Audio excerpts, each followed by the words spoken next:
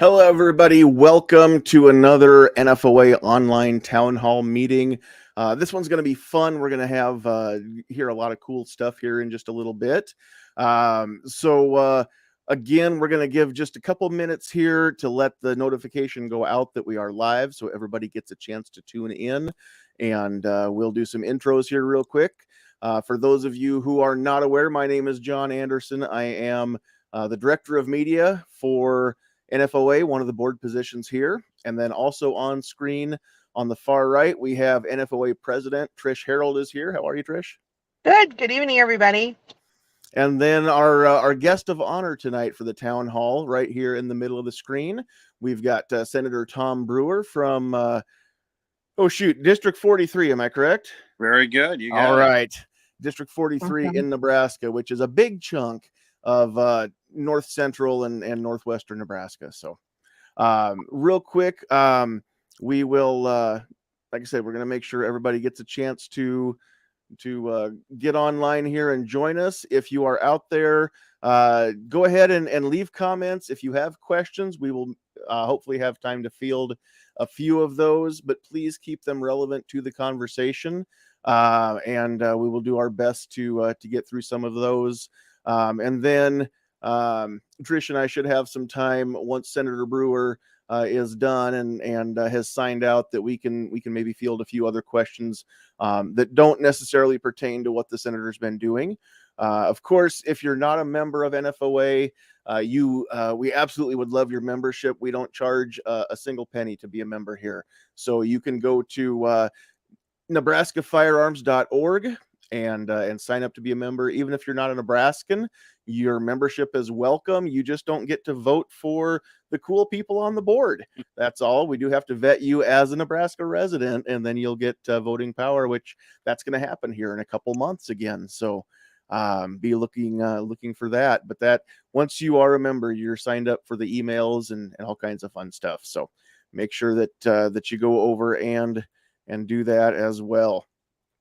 All right, so I'm going to turn this over to Trish and Senator Brewer, and I will try to monitor the conversations the best we can here. All right. Welcome, everyone. Thank you for joining us for our online town hall with our guest of honor, Senator Brewer. The reason why we brought Senator Brewer forward today, and I'm so thankful for you to take our invitation. I know you have quite the agenda ahead of you in the next few weeks and months as we get prepared for the next session of the unicameral as well. But many of us have been following you and understanding your trip to the Ukraine and following along with just the dramatic bit of information you've been able to share with us on the ground with the people, seeing firsthand what this horrific war has done to so many amazing human beings and the suffering that they've been going through. But actually, more importantly, what was so strongly conveyed was just an incredible sense of courage, patriotism in the Ukrainian people, and the willingness to resist the tyranny that is coming across their borders in the form of the Russian military action. So we wanted to basically give you a platform so that you could share some of your lessons learned and some of your experiences that you had in Ukraine. All right. Well, thank you, and you did a great job of explaining kind of the culture of the Ukrainian people. They are kind of in the center of Europe. So if you look to their west, you're gonna see Europe proper, to include Poland and Germany and the Czech Republic. You go to the other way, you're going to see Russia, and in the middle of that, they're the breadbasket. If you were to drive across Ukraine, what you would see was Iowa, the size of Texas. And that's literally what it is. There's cornfields, wheat fields everywhere you look. And it's 1,000 miles across. There was days it seemed like we'd never get across the Ukraine driving it. The idea came right after the invasion. So everybody's on the same sheet of music. On the 24th day of February, the Russian army, consisting of about 200,000 troops, about 6,000 vehicles, came from the north and the east and invaded the Ukraine. They had been massing on the border for almost a year, and everybody thought it was a ruse. They should have known from the invasion in 2014 that Putin was capable of doing that. And for those that don't follow history, in 2014, the Russians invaded and took the Crimean Peninsula. If you look on a map, it's basically what looks like a giant island on the southern end of the Ukraine. It is unique in that there are deep water ports there. Sebastopol is a key city, and they also use proxy hired guns, essentially, to take over part of the Donbass. Donbass, again, in the south. It is the industrial center of the Ukraine. Coal, iron ore, oil, all of that comes out of the Donbass. So a very valuable place for them to take. So in 2014, they took that. There was fighting, but just because of the sheer might and size of the Russian army, they overwhelmed the Ukrainians. But what they did is they instilled a passion for the Ukrainians to make sure that didn't happen again. So from 2014 till February, they started building an army. Their problem was they had nothing but leftover gear from when the Soviet Union dissolved. So it was dated equipment, but it was all they had. They're essentially a fairly poor country. Now, they're poor for a number of reasons. Their infrastructure needed a lot of help. Even though they're a huge agricultural hub for all of Europe, the breadbasket of Europe, also of Africa and Central Asia, they struggled to get their crops to market and get it moved out. So they weren't very efficient with some of their farming. But with that said, they were on the right track to have a fairly effective military. They worked a lot with NATO, and this pissed off Putin.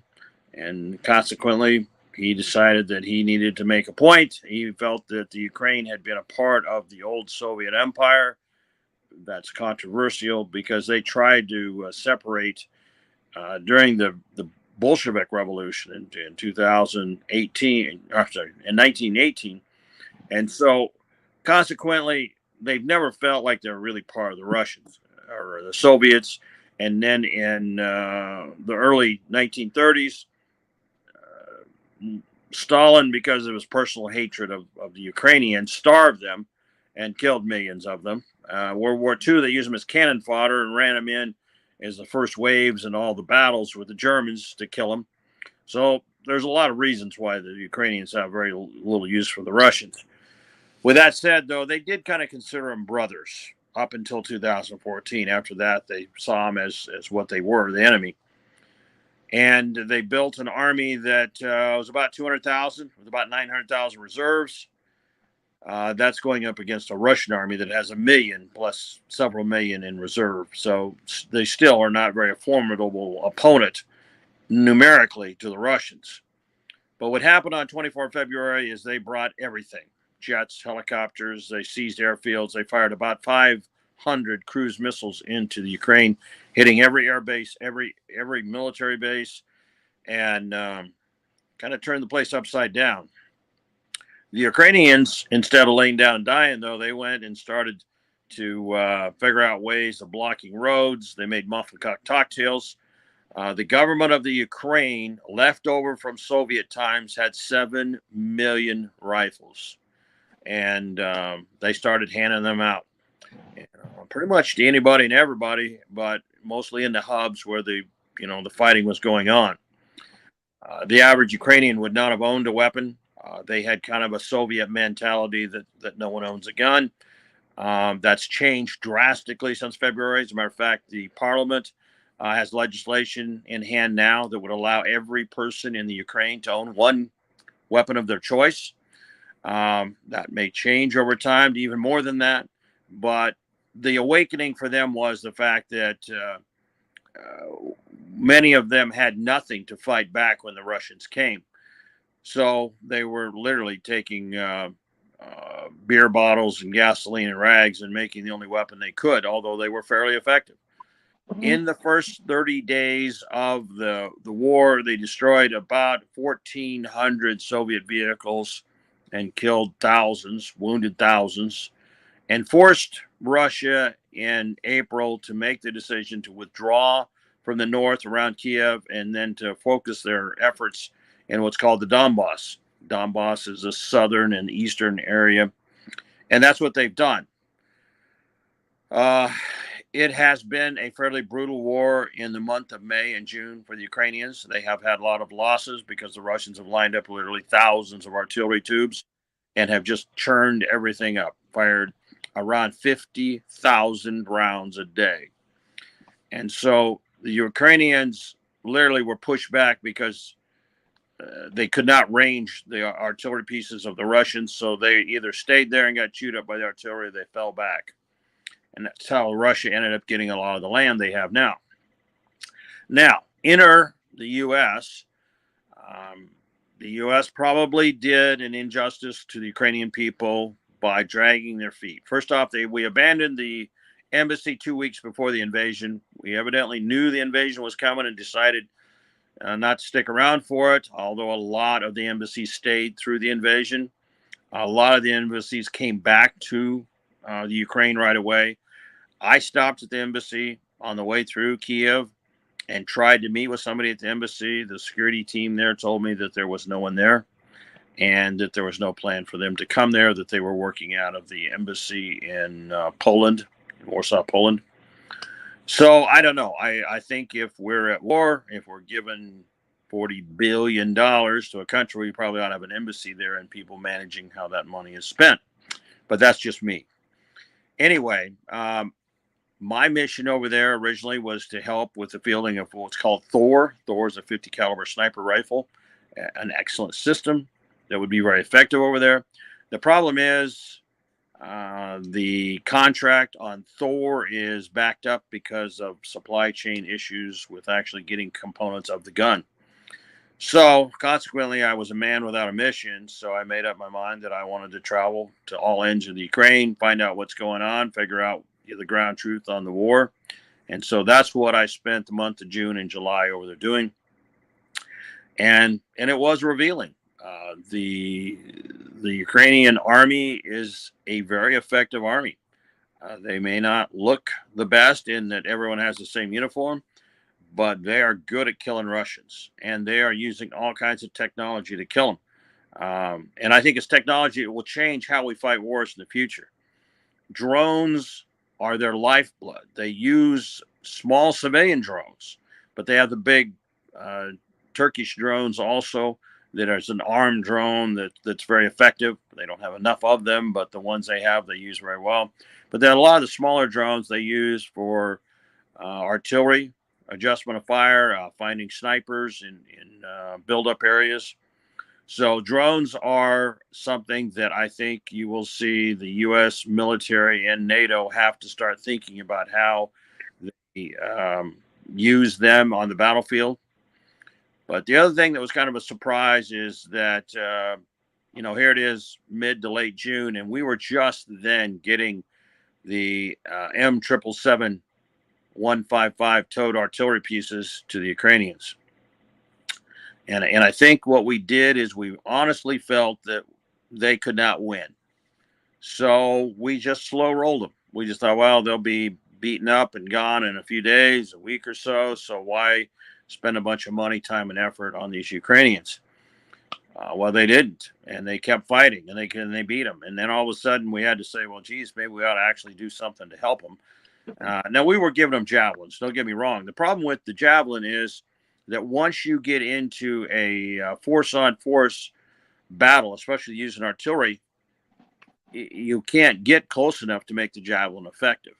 When they are on the attack and you're on the defense, they're great. But unfortunately, when they got in the open country, the Donbass, that was no longer an effective weapon system for them. Now, how they countered that is they used e-bikes and would strap the javelin on their back. They would strap on night vision goggles, and they would zip across in the night, find a battle position. Because the javelin is a thermal system, they would find heat targets that indicated it was an armored vehicle, and they would launch a missile, blow it up, jump back on their e-bike, and race back across the border.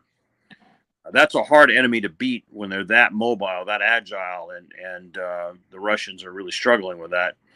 And the other thing that has been success over there is the Stinger. If it flies, it dies. Now, the downside of that is the Russians have shot down some of their own planes. They've shot down a lot of Ukrainian planes.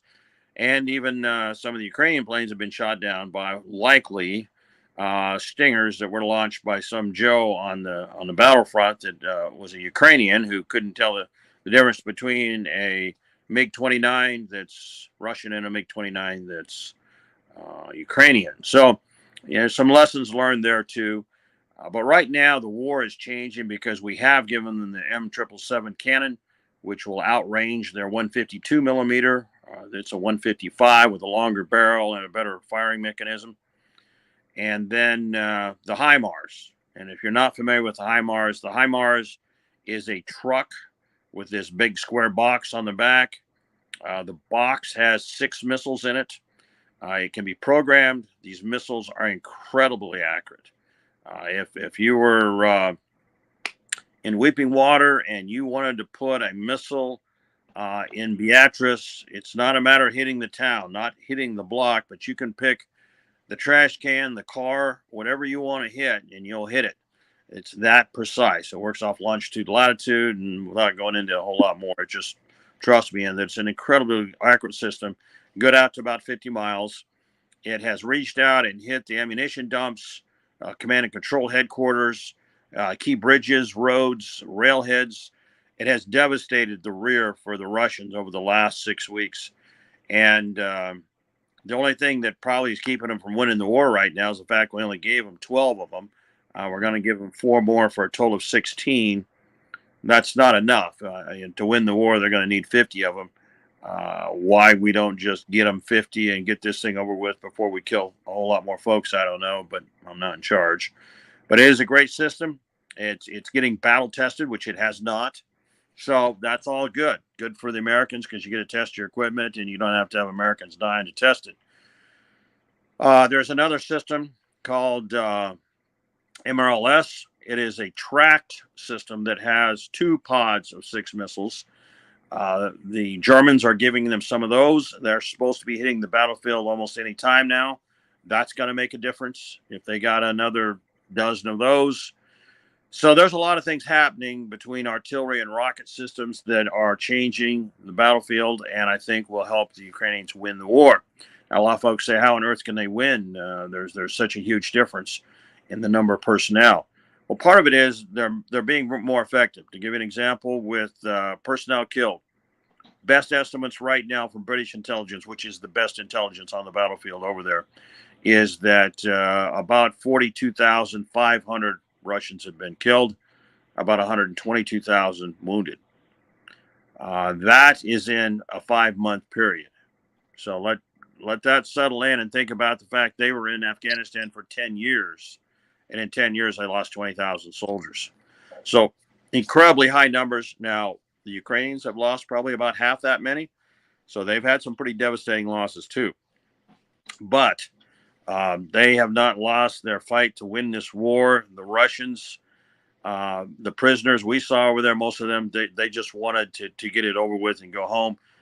There was no fire in their belly to want to continue the war. Plus, a lot of them that we're seeing on the battlefield over there now are prisoners that they pulled out of the prison and offered amnesty to come fight. You do have some Chechnyan fighters that are essentially hired guns that have come in there, and they are fairly effective. They are brutal. They kill the ones they capture. So I mean, there's some pretty hard feelings and things that I don't think are going to ever heal themselves between Russia and Ukraine. So we'll see as time goes on. But what we did see as we're traveling over there was that as far as weapon systems, they do have the Dragunov. They do have some bolt action sniper rifles, but not a uniform type of rifle that they use. The standard issue AK-47 is fairly plentiful. Obviously, if their military is 1 million plus, and they got 7 million of them, a lot of those got handed out, but there's a lot of them that are still still available because they're planning to expand the size of their army considerably. If you're between the age of 18 and 60 and you're a male, you are now in the Ukrainian army, or you're in some type of support to the government, ambulance, fixing roads, fixing railheads, whatever. But 1/4 of all of those in uniform in the Ukraine are female. There are no restrictions in the roles they play. They're all over the battlefield in all kinds of different roles, but they do a lot of course, medical communications. But they're also, in infantry units, so you see them all over the battlefield. Right now, the biggest challenge they have is most of their Soviet equipment they're running out of ammunition for. We don't have it. We left behind in Afghanistan treasure troves of Russian type stuff. We moved a lot of it there from what stores we had, and then just managed to just give it away to the Taliban. If we had everything we left in Afghanistan, we'd have won the war probably within about a month of it starting. So there you go. Lesson learned there. Yeah.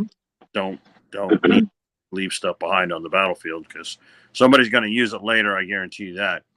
But anyway, the Ukrainians are doing a good job. I think they can win the war, but they're going to need more help from us, and they're going to need some time. But if they don't win the war, get in a position where they are the ones that control the terrain when winter comes, most of the elderly that we saw that were in the basement of the homes in that no man's land will die because they have no heat, they have no electricity, they have no water. And if it wasn't for the ministers that are taking teams forward into that no man's land and feeding them, they wouldn't be alive now. So winter is their enemy now. That's why time is of the essence to put the hurt on the Russian army and get them pushed back to the Russian border. Senator, is there anything that the average Nebraskan citizen could do to help, our fellow brothers and sisters? I mean, when we think about the world, we're in a global world. I'm not for one world order, but we are all connected. And whatever politics aside, people can have opinions about one government or the other, but we're talking about average, everyday people who just wanted to live their lives and create prosperity for their children and their loved ones and take care of their parents and the elderly. And that just resonates with me, is like, what can we do as the average Nebraskan, that maybe what channels or national organizations or international organizations might be recommended for us to help out with? Yes, there's a lot of different angles on that. Of course, there's a lot of refugees in Poland. They are fairly well supported. I stopped in Poland, looked at some of the camps there. Compared to those that are near the combat action that are just living kind of day to day, that's probably more where the need is. And what I can do is forward you information that has how you can, if you wish to donate. The pastor Granati that you saw in some of the pictures there, he has a way that you can donate, and that money that goes straight to helping people that are in a very bad way. And I when we got trapped in the basement a couple of times when Russian artillery came in, we had a chance to talk to some of the elderly that were in the basement. You couldn't help but almost be in tears, because they're like, listen, we worked our whole life. We raised our kids. We were enjoying our grandkids, our garden, and our life. And then all of a sudden the Russians come in and they destroy our house. They destroy everything that we have in this world. And now, we live like dogs in the basement of this house. And, these are our last years. These are the years we were to, enjoy life. And when they're done, you can't help but walk away and say, man, if there's any way to, to find ways to help them, that's truly helping somebody in this world who's in a bad way and will die if they don't find the help. So, his mission over there and his pastor teams, they risk their lives every day out there doing that, and they're feeding those that need fed and giving them support. So that's as fine a mission as I think you could find anywhere in the world to help with.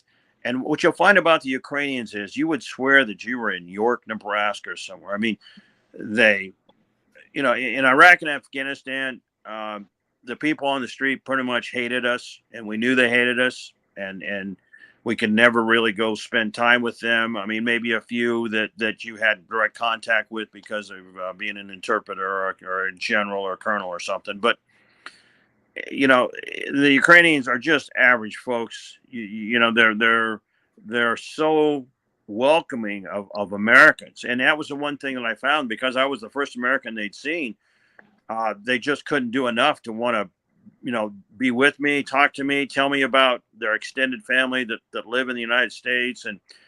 And I wish we had more folks over there. Now, we do have some that are part of what's called the Ukrainian Legion. And that's a fighting force.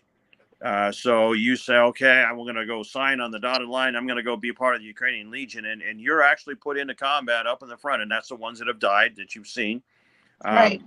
Most of them are combat veterans that wanted to help, and they are doing great work.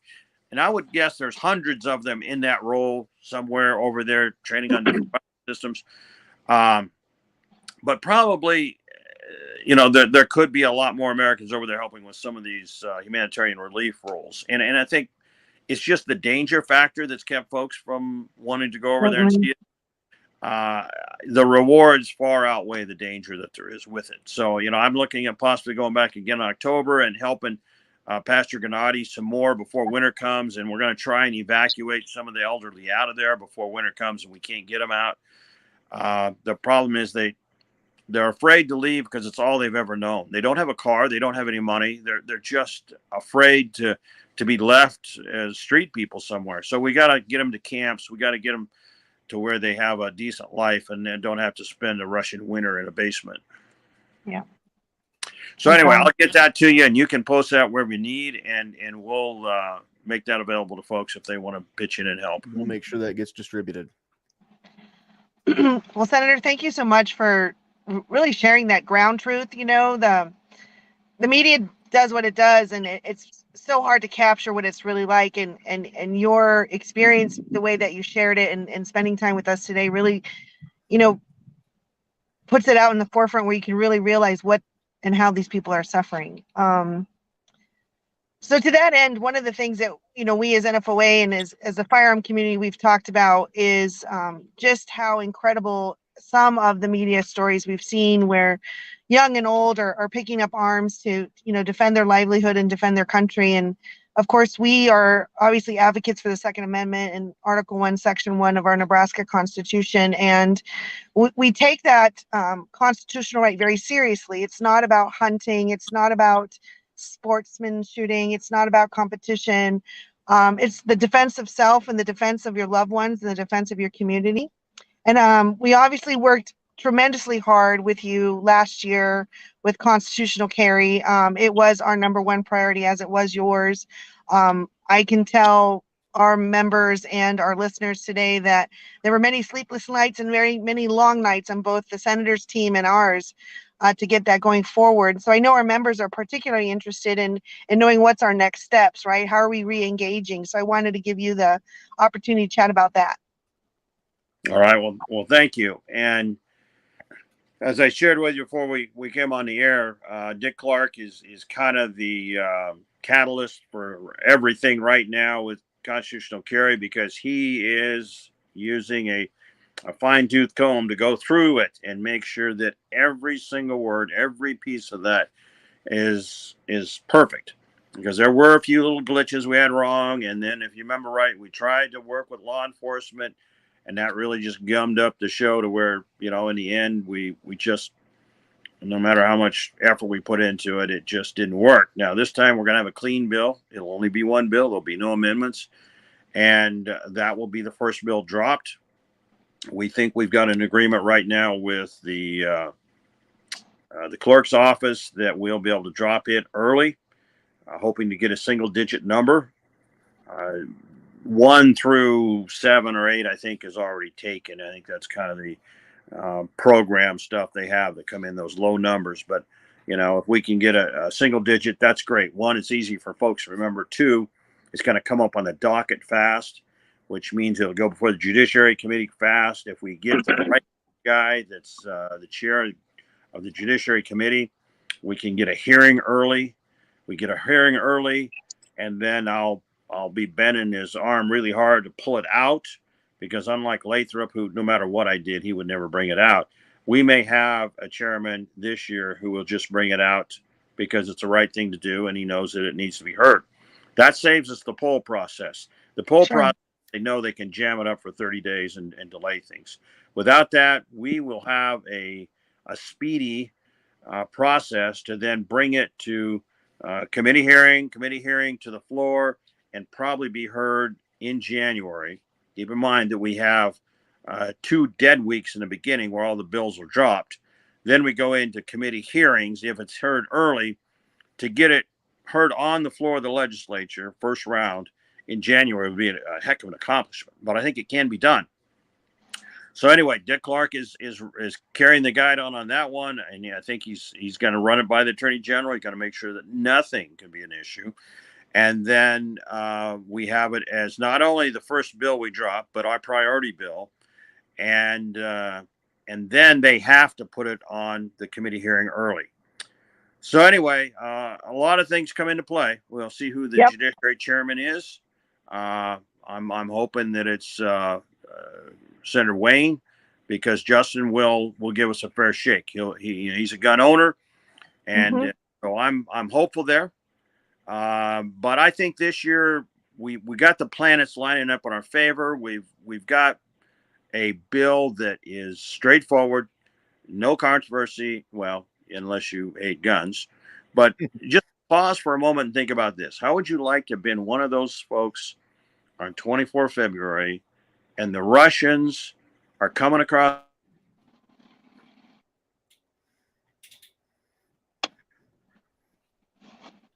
Was it just me, or did the senator just freeze?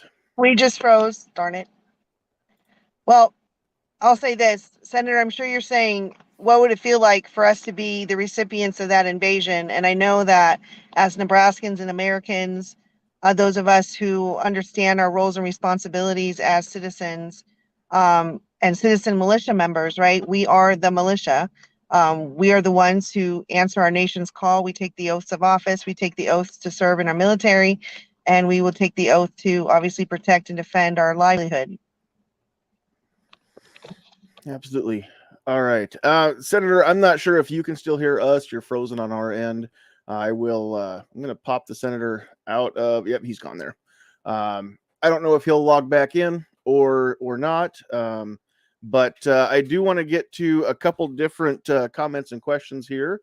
It looks like maybe Trish maybe froze too. I know Trish's battery on her phone was getting critically low, and her phone may have just died on her. If that's the case, then we're just going to do this for a second. We'll see if Trish makes it back in here. So you guys are stuck with me for now. A couple comments that I did see here that I wanted to get to. I know a couple of you are working on the ballot initiative. There's I don't know. I'm torn on the ballot initiative. I needed to read that better. Personally, I did sign the petition, just so if anybody wants to know, I did. I signed it. Here comes the senator back. Let's put the senator back up here. There we go. Trish's battery, I think, died, Senator. So timing was about right, because that's what mine did too. So we're plugged in here. Okay, good deal. I know she was without her charger. So I do have a couple people that are just wanting to know about I'm not going to blast you with it sounds like somebody's a little angry that you didn't do more to push the ballot initiative. I do want to just let everybody know, as a state senator, Senator Brewer's job is to advance legislation through the unicameral. I mean, that's the 100% the part of the job. That's why you ran. That's why you were elected. But if you care to address that, you're sure welcome to do so. But we'll give you a chance to mention it. Sure. Well, like you said, my job is to write laws and change laws as necessary. Ballot initiatives are normally taken on by groups. Normally that has to be pretty well funded.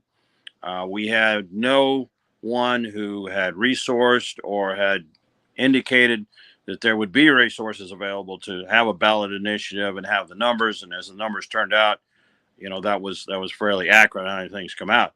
Ballot initiative is a way of getting things done, but you don't do that through the legislature. And I pretty much know who it is that's cranky about that, and it is what it is. If you have enough grassroots effort, you can get ballot initiatives through, but it takes a lot of effort, and you have to start really early. If not, you have to hire folks to help find signature folks, and that is a difficult process and expensive process. Most of the time on a ballot initiative, they have the price of about $1 million if you're having to pay to have folks help you with it. So that has to be planned out long in advance. But my goal is to get it through as constitutional carry into law in the Nebraska legislature, and that's the way I'm going to work it. Absolutely, and we would love to be the 26th state in the union to adopt such a measure and have that go into law. Now, we were hoping to be in the first 25. That didn't happen. So I think it's significant to be the first one in the second 25. So NFOA, we will do everything within our power to help with that. And I know that you were working closely with Trish and a few of the other board members a little closer to you. I'm up here in Norfolk, so I'm not as close to Lincoln to help with some of that. And of course, the meetings with OPD and some of those other organizations as well, or OPOA rather. And so we just want to thank you. If there's anybody out there who would question Senator Brewer's commitment to our rights as firearm owners here in Nebraska, I'm here to tell you that the senator is unwavering and unapologetic and is unwilling to compromise. I understand too, though. Here's the thing that a lot of folks across Nebraska maybe don't understand, and I'm a guy that likes to pull the curtain back a little bit here. When you are elected into the unicameral, you find out real quick, if you didn't already know, that you can't just go down there and do whatever you want. You have to work with 48 other people on that floor to make things happen. And so it's not easy. You know what makes this a lot easier for Senator Brewer to get this passed is if everybody out there in Nebraska who is listening to this and watching right now, whether it's live or on a replay, if you would contact your senator, your state senator for your district, and let them know that you expect them to work with Senator Brewer and either co-sponsor the bill or at least support the bill and help push this through, because we as Nebraskans do want this to happen. So if we can get that kind of support from all 93 counties and all 49 districts, then this is it's a slam dunk. And that's, I think, where we lack sometimes as Nebraskans. We just think we're a gun state. This is going to go through. I don't have to do anything. And that's not the case. So if somebody out there wants to help support the bill that does get introduced for this next session, what is the best way that Nebraskans can help you make this bill into a law? Uh-oh. We just lost you again. Your senator, because yeah, it's all right. Contact your senator, because keep in mind, we're going to have 17 new senators. That's 17 of 49. If you remember right, the vote on constitutional carry first time around was 36. We felt pretty good where we're at. Turn around the next time around, we had 31. And a lot of that was because we lost Senator Pauls. We had some folks that sat on their hands that voted for it the first time. And a lot of that, I think, what happened was after the first round vote, people just took it for granted it was a done deal. And the second round, it didn't work out so well for us. I think if we have a clean bill, which we do on this one, and we work the newly elected 17, now there'll be a couple of them we probably won't get to that. If we take all the ones we have that are solid, we're there. I really believe that with all my heart, even if they filibustered at 33. And the filibuster isn't guaranteed, because keep in mind, the devil, in my opinion, on Second Amendment issues, Adam Moorfield, is no longer in the body. And, if someone wants to take that on as their mission in life to impede the Second Amendment, You go ahead, see how that's going to work out for you. But I just think this is the year, this is the time. We'll get it out early. We'll get it a priority, and then it's just a matter of having the right folks come in for the committee hearing. And then again, anybody we can put in that balcony the day that we have it on the floor makes it that much nicer, because folks realize that people care and this is an important issue. So I know this last session you had mentioned that in light of a few of your colleagues, how do I say this, you didn't want to make people feel uncomfortable in the committee room or on the floor, and you had not made a full-blown campaign to literally put boots on the ground in the hallways in the Capitol. So this time around, are we going to be recruiting everybody we can to come and be present and be accounted for? I think we do. For one, it's the shock and awe effect for the 17 new faces in that building. Mm-hmm. But it's a reminder to the others that we tried to be reasonable. We tried to do it as nice guys, and we got left out in the cold, and we're not going to do that again. So no, there's going to be an all points bulletin go out, and we're going to try, and at least those that pick the ones that we think are going to be, our best representatives, because we're going to run out of time at some point. We'd have to go all night and all day to get everybody through, but the good ones will get in there early. They're going to do the same thing. They're going to bring in law enforcement. But we're going to counter that, because the law enforcement they're going to bring is the Omaha and Lincoln police departments. And both of those are run by folks that are not pro-gun. And the Lincoln one is the worst. But I think we can get 90 of the 93 counties, and maybe 91. I don't know. Sarpy will be the issue, but obviously Lancaster and Douglas we're not going to get their sheriffs to probably weigh in. I don't know. We'll see. I'm not going to say it's impossible, but it's hard. But if you can show that 90 of the 93 county sheriffs are good with it, then it's not a law enforcement issue. Right. Then it comes down to a big city issue, because you don't want to have to manage what you think will be a harder job. But, for some reason, Kansas City can do it. St. Louis can do it. They got constitutional carry, and they just drove on, and they're doing fine. So I think that's a bogus call. I believe you're 100% right there. So yes, please watch the NFOA Facebook feed. If you haven't yet become a member, sign up as a member. You get the emails. We will, as soon as we know the dates and the times, we will be getting that info out so that everybody knows. Now, just remember one thing, and I know the senator is going to back me up on this. A couple years ago, we had the hallways full of people. We had right around 400 of you in the halls that day. The news focused on 2. Those were the 2 that made allegedly made some of these senators feel uncomfortable and unsafe in the building. And I know you guys all remember the 2 that I was talking about, because they exercised their right to openly carry their rifles in the building, and that was well within their rights to do. But please keep in mind that those guys, they didn't actually, I don't think, help at all. They proved a point, but I don't know it was the point that they wanted to prove. So please, when you come to the Capitol, just remember that you are representing your state. You're representing, if you're a member of the NFOA, and let's do everything we can to make all 49 senators feel comfortable. And we will catch way more flies with honey than we will with vinegar. So you're welcome to have signs in the hallway. You are welcome to openly carry. That is within the rights here in Nebraska in the Capitol building to do so. Not in the gallery of the main chamber, but in the hallways you're allowed to do that. But just remember that you are presenting an image. And the image we want to present is that normal, everyday Nebraskans are not a threat to society, whether we have our coat on over top of our handgun holster or not. And that's the image we want to maintain, and that's the message we want to send to the rest of the senators. So, and Senator Brewer, I know that you feel the same way about all that. It was great to have people on the news, but the news took that and ran and said that, they tried to make those guys look crazy and extremist and everything else. And that wasn't the case.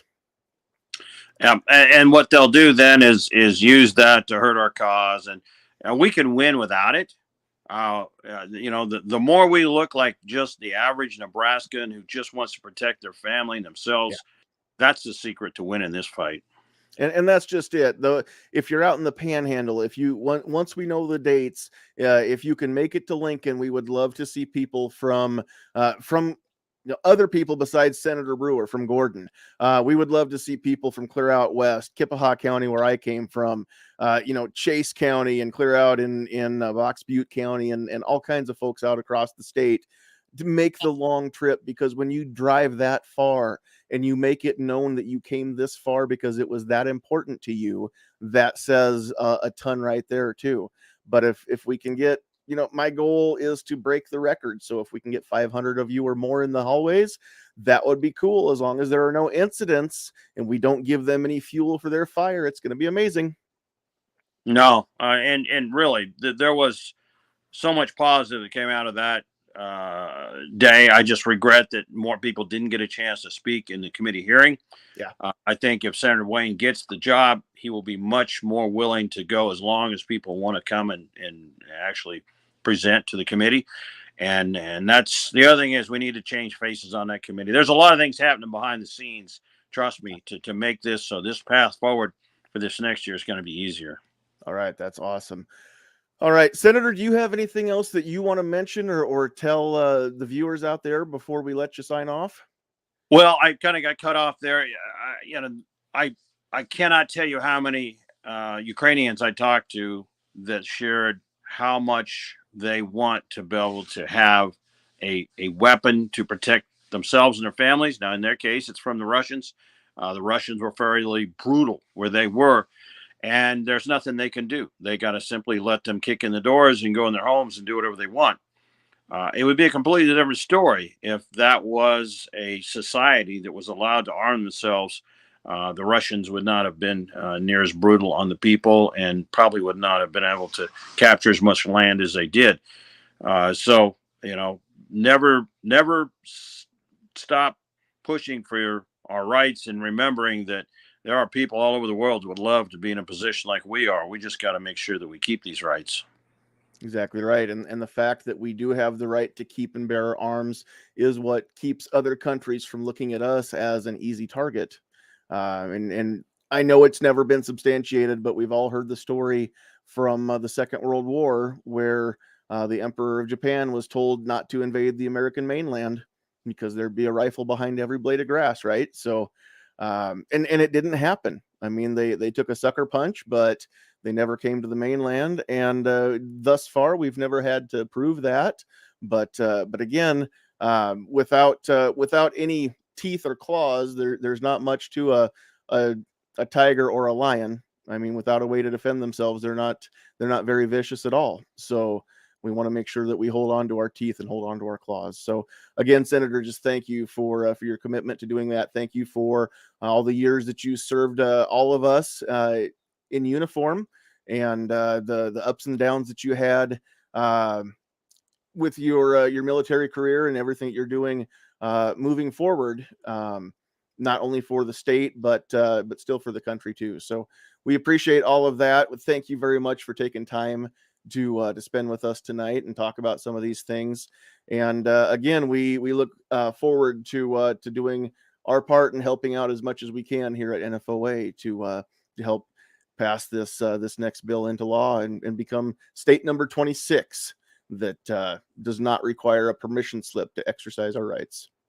Well, we're going to have a big blowout when we get this all through, because it's been a long process, and we're going to be, I think, entitled to have a celebration when we finally get her done. But I think this is the year, and I appreciate everybody's support and your support.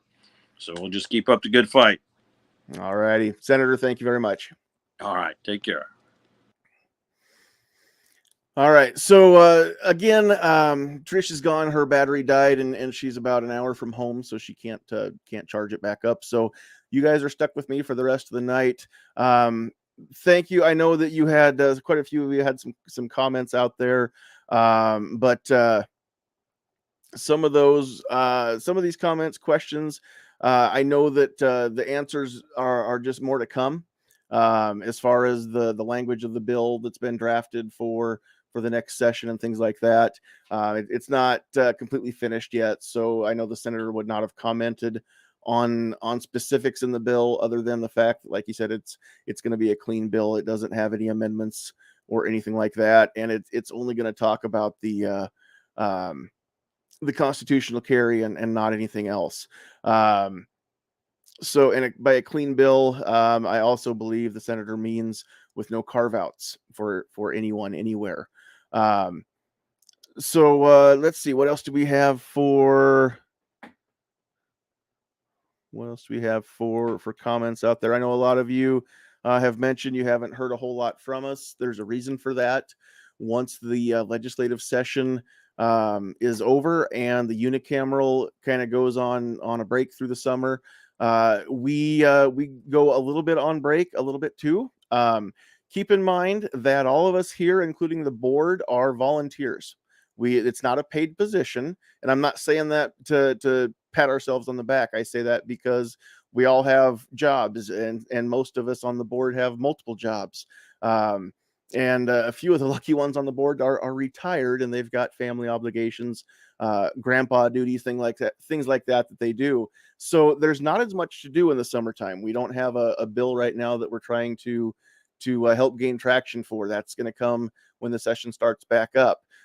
We don't have our annual members meeting in the summer like we typically do. It's going to be coming in December. We're still nailing down details, and as soon as we have those all in place, you're going to find out about that. There hasn't been a whole lot to report, so we haven't reported it. That doesn't mean we're not doing anything.